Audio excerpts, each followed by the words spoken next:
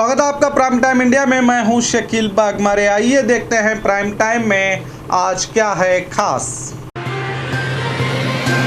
BJP ने जनादेश के साथ किया बलात्कार, नीतीश कुमार उसकी पैदाइश, आरजेडी नेता जगन्नाथ सिंह का विवादित बयान। चार्जशीट होने पर विधायकों और सांसदों का चुनाव रद्द किया जाने का आदेश देने से सुप्रीम कोर्ट का इनकार। नीतीश के शपथ ग्रहण में तेजस्वी नहीं होंगे शामिल, कांग्रेस और वाम दलों ने भी किया बहिष्कार। कपिल सिब्बल समेत कई नेताओं का राहुल और सोनिया पर करारा हमला, कहा चुनाव में हार अब पार्टी की तकदीर बन गई है।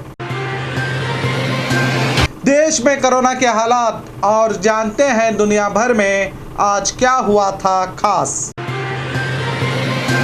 आइए देखते हैं खबरें विस्तार से। बीजेपी ने जनादेश के साथ किया बलात्कार, नीतीश कुमार उसकी पैदाइश, आरजेडी नेता जगन्नाथ सिंह का विवादित बयान। विपक्ष ने नीतीश के शपथ समारोह का बायकॉट किया है। ऐसा क्यों किया गया पूछे जाने पर आरजेडी नेता जगन्नाथ सिंह ने एक विवादित बयान दिया है और कहा कि पहले नीतीश विश्वासघात करके सीएम बने थे, इस बार उन्हें सीएम नहीं कहा जा सकता। नीतीश कुमार बीजेपी द्वारा जनता के जनादेश के साथ किए गए लूट से पैदा हुए हैं। बीजेपी ने जनादेश के साथ बलात्कार किया, नीतीश कुमार उसकी पैदाइश है, कहा आरजेडी नेता जगन्नाथ सिंह ने। सुनिए। इस सरकार को मैं सरकार नहीं मानता हूँ, ये अवैध सरकार है और मतदाताओं के द्वारा यह उत्पन्न सरकार नहीं है बिहार की।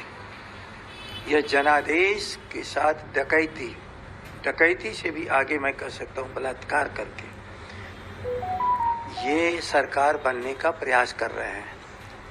ये भाजपा की कठपुतली बन के रहेंगे। पहले तो शायद इनका अस्तित्व भी था।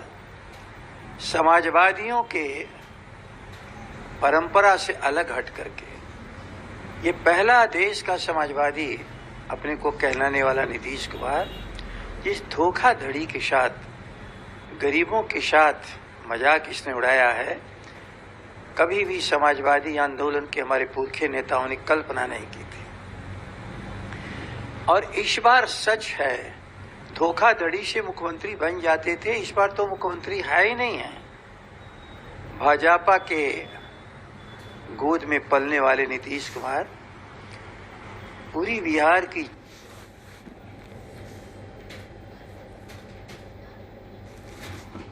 जनता और बिहार के मतदाताओं के साथ जो भाजपा ने बलात्कार किया है, डकैती जनादेश का किया है, उसी की पैदाइश हो नीतीश कुमार। इसलिए नीतीश कुमार मुख्यमंत्री है ही नहीं। यह जन आकांक्षाओं वाली सरकार है ही नहीं है। हम इसे अवैध सरकार मानते हैं। प्रश्न ही नहीं है कि हम सब इस समारोह में शामिल हों, क्योंकि समारोह होता है आम जन के। याद रख लेना, प्रतीक यदि कोई समारोह हो तो पक्ष और विपक्ष दोनों जाता है। हम कहने के लिए तकनीकी रूप से विपक्ष है, हम मान। बिहार इलेक्शन में गड़बड़ी के कई आरोप इलेक्शन कमीशन समेत बीजेपी और जेडीयू पर लग रहे हैं। इनकी भाषा का हम समर्थन नहीं करते, मगर इनके कहने का मतलब सही है या गलत, इसका निर्णय हम आप पर छोड़ते हैं। चार्जशीट होने पर विधायकों और सांसदों का चुनाव रद्द किया जाने का आदेश देने से सुप्रीम कोर्ट का इनकार। सियासत को अपराध मुक्त बनाने के लिए सुप्रीम कोर्ट में एक याचिका दायर करके ये मांग की गई थी कि वो केंद्र सरकार को निर्देश जारी करे कि ऐसे सांसदों और विधायकों का चुनाव रद्द करे जिनके खिलाफ ऐसे मामलों में आरोप पत्र जारी किए गए हैं हो, जिसमें 5 साल या उससे ज़्यादा की जेल की सज़ा हो सकती हो। सुप्रीम कोर्ट ने केंद्र सरकार को ये निर्देश देने से इनकार करते हुए इस याचिका को खारिज कर दिया है। सियासत को अपराधों से पाक करने के लिए कई बार कई लोगों ने सुझाव दिए हैं। हर पार्टी में अपराधी और आरोपी मौजूद हैं। अगर इन सबको बाहर का रास्ता दिखा दिया जाए तो आधे से ज़्यादा नेताओं की छुट्टी हो जाएगी, मगर ऐसा करने के लिए बहुत बड़ा दिल और जिगर चाहिए, जिसके बारे में आज सोचना नामुमकिन है। हो सकता है आने वाले दिनों में एक नई सोच और नई क्रांति के साथ ही नई पीढ़ी के जरिए सियासत को अपराध मुक्त किया जा सकता है। शायद अभी देश के लोगों को इसका इंतजार करना होगा। नीतीश के शपथ ग्रहण में तेजस्वी नहीं हुए शामिल, कांग्रेस और वाम दलों ने भी किया बहिष्कार। आज नीतीश मंत्रिमंडल का शपथ समारोह था, जिसमें नीतीश कुमार ने 7वीं बार अपने मंत्रिमंडल समेत सीएम की शपथ ली। कई राजनीतिक पार्टियों के नेता इस समारोह में शामिल हुए, लेकिन पटना में होने वाले बिहार के सीएम नीतीश कुमार के इस समारोह में आरजेडी, कांग्रेस और वाम दलों के नेता इस शपथ ग्रहण समारोह में शामिल नहीं हुए। आरजेडी ने अपने ट्विटर हैंडल पर लिखा, आरजेडी शपथ ग्रहण का बायकॉट करती है। बदलाव का जनादेश एनडीए के विरोध है। जनादेश को शासनादेश में बदल दिया गया है। बिहार के बेरोजगारों, किसान और लोगों और शिक्षकों से पूछें कि उन पर क्या गुजर रही है। एनडीए के फर्जी वादे से जनता आक्रोशित है। हम जनप्रतिनिधि हैं और जनता के साथ खड़े हैं, कहा आरजेडी ने। हर शपथ ग्रहण में अपोजिशन के नेताओं को बुलाने का देश की सियासत का एक तरीका है। अब बिहार की अपोजिशन पहले से ही नीतीश पर चुनाव में घोटाले का आरोप लगा चुकी है। कहते हैं सरकार और अपोजिशन राज्य के सिक्के के दो पहलू के मानिंद होते हैं। अब देखना है कि आने वाले दिनों में सरकार और अपोजिशन साथ मिलकर काम करेंगे या इनके बीच की खाई और ज़्यादा बढ़ेगी। देखते हैं।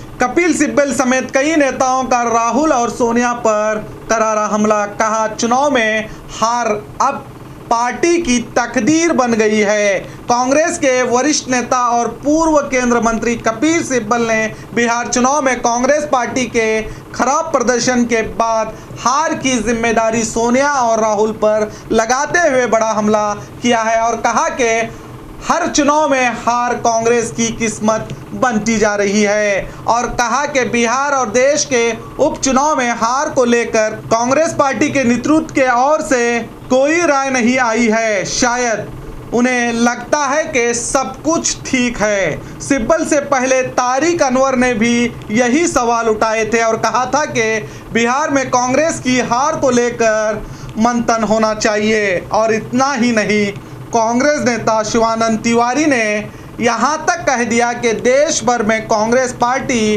गठबंधन सहयोगियों पर बोझ बनती जा रही है। अब हर राज्य में कांग्रेस की हार ही सामने आ रही है। पिछले इलेक्शन जिसमें राजस्थान, मध्य प्रदेश और छत्तीसगढ़ को छोड़कर बाकी कई राज्यों में गठबंधन में कांग्रेस सरकार चला रही है और उपचुनाव में मध्य प्रदेश भी हाथ से चला गया। और दूसरी तरफ पीएम मोदी ने कांग्रेस मुक्त भारत करने की बात कह चुके हैं। बार बार हारने वाली कांग्रेस अपने नेताओं की बात पर गौर करते हुए अपनी हार पर मंथन करती है या हार को अपना नसीब मान लेती है। देखते हैं।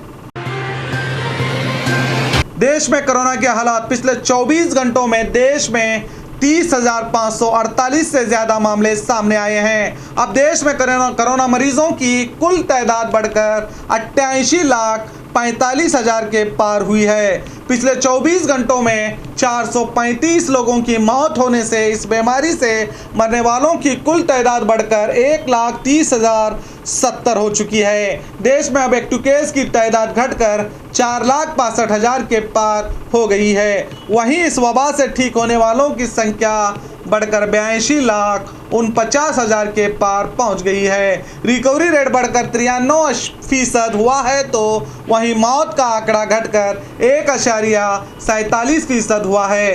देश में पहली बार मरीजों की तादाद कम होकर 30,000 तक पहुंच गई है। इससे लगता है कि देश अब इस महामारी से जल्द ही आज़ादी पालेगा। आज 16 नवंबर है, चलिए जानते हैं आज क्या हुआ था दुनिया भर में खास।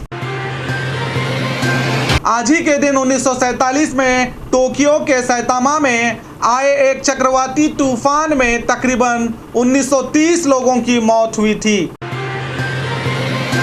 आज ही के दिन 1988 में पाकिस्तान की बेनज़ीर भुट्टो ने आम चुनाव जीता था।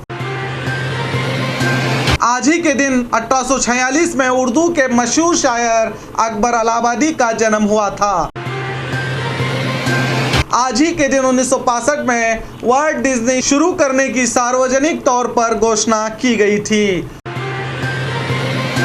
और खबरों के लिए देखते रहिए आपका अपना B News Nation Prime Time India.